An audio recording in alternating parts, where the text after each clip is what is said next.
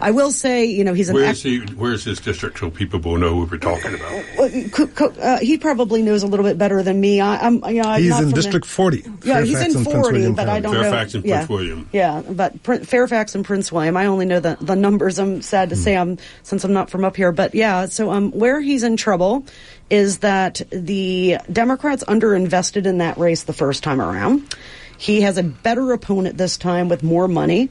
And, they didn't really appreciate that he was vulnerable in that cycle, and now they do. And he's the last guy. They were trying to pick up 7 or 8 seats up here last time, and now he's got a lot of resources being devoted. But I will say, his fundraising, when we look at all of the endangered incumbents, Hugo in the VPAP data has been looking pretty good in terms of his fundraising staying on par. But, it's just, if there is a Trump bump, I don't see how he can survive it.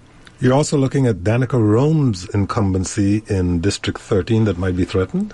No, yes, well, so she's being rechallenged, right? She's rechallenged from the Republican incumbent.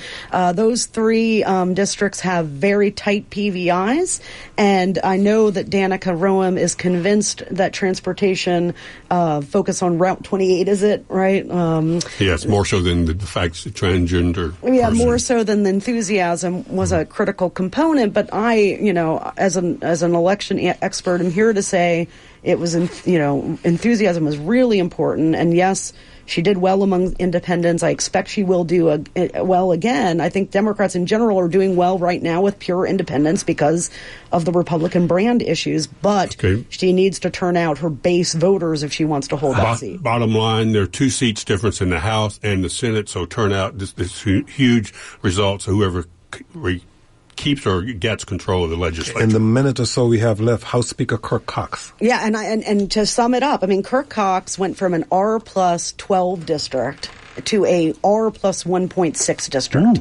So I cannot. He's around Chesterfield and Richmond area. And I think that I think within these 2 political parties, since I've been doing a lot of work with both of them and kind of hanging out with some insiders, I think they get insulated, and I don't think he fully appreciated how much trouble he was in during that special session. Or I imagine maybe a different approach to it, but he's in trouble up there, and the more people have begun to realize it, the more money has pulled in. But I want to leave with one last comment. Sure. This 2019 election will be decided as much by people who do not show up and vote as it will be decided by those who do. Rachel Bitecofer, she's the Assistant Director of the